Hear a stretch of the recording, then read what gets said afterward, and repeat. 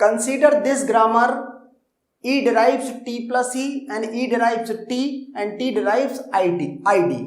Okay, and parse the string of this grammar W using LR0 parser. Okay, तो LR0 parser से इसको अगर parse करना है स्ट्रिंग को तो आपको क्या करना पड़ेगा, इसके लिए LR0 ऑटोमेशन लिखना पड़ेगा, बनाना पड़ेगा, कंस्ट्रक्ट करना पड़ेगा। ओके, और फिर इसकी हेल्प से ये LR0 पार्स टेबल कंस्ट्रक्ट होगी। अगर आप यहां देखें तो यहां पर एक सेल में इस LR0 पार्स टेबल की कॉन्फ्लिक्ट है, SR कॉन्फ्लिक्ट, S4R2, एक ही सेल में मल्टीपल एंट्री। ओके, तो कहते हैं जब भी इस तरह से मल्टीपल एंट्री होती है इसका मतलब है कि ये ग्रामर LR0 ग्रामर नहीं है।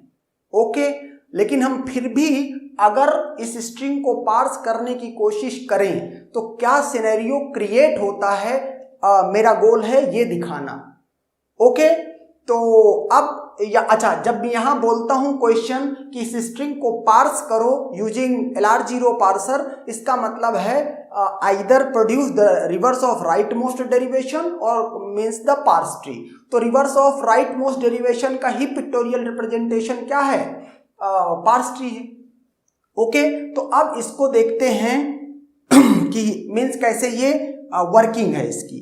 तो इनिशियली मैंने क्या किया, स्टैक में 0 पुश कर दिया। ओके, स्टैक में 0 सिंबल पुश कर दिया और इसके रिस्पेक्टिव सिंबल क्या होगा, डॉलर होगा। अब एक्शन 0 कॉमा, अच्छा मेरा लुक हेड अभी ID को मैं पॉइंट कर रहा हूं, 0, ID पर देखते हैं क्या है, S3 है। S3 का मतलब यहां क्या लिखूंगा, शिफ्ट टू 3। ओके, और शिफ्ट टू 3 का मतलब 3 इसमें पुश कर दूंगा और ये लुक अहेड इसको मीन्स जो इनपुट है उसको पॉइंटर उसको इंक्रीमेंट कर दूंगा आगे। तो अब मेरा नेक्स्ट सिनेरियो क्या बन चुका है, 0, 3। इस 3 का भी मतलब समझना पड़ेगा कि 3 का मतलब क्या है। 0 का मतलब तो डॉलर था, लेकिन 3 का मतलब क्या, 3 में इसके पीछे क्या लिखा, ID। इसका मतलब स्टैक में जो कंटेंट इस समय है ये डॉलर और ID है। Okay, now 3 comma action 3 comma plus. Okay, 3 comma plus में क्या है, R3 है। R3 का मतलब है T derives ID। ओके, तो इसका मतलब रिडक्शन की बात की जा रही है, यहां पर रिड्यूस करने की बात की जा रही है, किससे, T derives ID से। ओके, यहां भी अभी तक कोई इशू नहीं है। ओके, अब क्या करेंगे, पूरा प्रोसेस कंप्लीट करेंगे। तो इसकी लेंथ 1 है, 1 लेंथ इससे पॉप कर देंगे। ओके, मतलब एक जितनी इसकी लेंथ है उतने सिंबल्स यहां से पॉप कर देंगे। तो 3 पॉप कर दिया और इसके बाद जो करंट में टॉप है स्टैक का 0 कॉमा ये प्रोडक्शन का लेफ्ट साइड T, इसकी गो टू की एंट्री देखेंगे। ओके, 0 कॉमा कैपिटल T, ये क्या आया, 2। इस 2 को इसमें पुश कर देंगे। तो हमने ये पुश कर दिया और ये इतनी प्रोसेस हमारी परफॉर्म हो गई। ओके, अब चूंकि आपने रिडक्शन परफॉर्म कर दिया है तो अब सिनेरियो क्या दिखना चाहिए आपको, ये अभी तो ये हमको क्या दिख रहा है, 0, 2। तो 2 जैसे ID को आपने T से रिड्यूस किया है, तो मैं अगर डॉलर और T इस तरह से लिख दूं तो कोई गलत नहीं है, लेकिन इस 2 का मतलब आप देख लीजिए T ही होगा। 2 ये देखिए T है।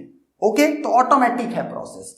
तो अब यहां से हम क्या करेंगे, ये फिर से परफॉर्म करेंगे 2 कॉमा प्लस। ओके, तो 2 कॉमा प्लस का मतलब है यहां पर एंट्री है S4 और R2।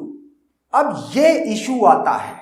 Okay, means multiple entry का क्या मतलब है, जब आपको या तो एक एक्शन परफॉर्म करना था, या तो शिफ्ट करवा लो, या तो रिड्यूस, या तो एक्सेप्ट, या तो एरर।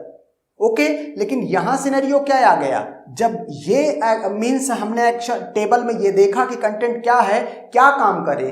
अब यहां पर ये नहीं समझ में आ रहा कि शिफ्ट करें, ओके, इस 4 को शिफ्ट करें या 2 को R2 को से इसको रिड्यूस करें। ओके, तो अब इस चूंकि यहां पर एम्बिगिटी आ गई, अब अनटिल अनलेस कोई ये ना क्लियर कर दे कि इनमें से किस काम को प्रायोरिटी देनी है, आगे पार्सिंग नहीं की जा सकती है। Okay, and therefore since this grammar is not LR0 grammar and therefore using LR0 parser you can never parse the string id plus id plus id. Okay, using LR0 parser, and that's done.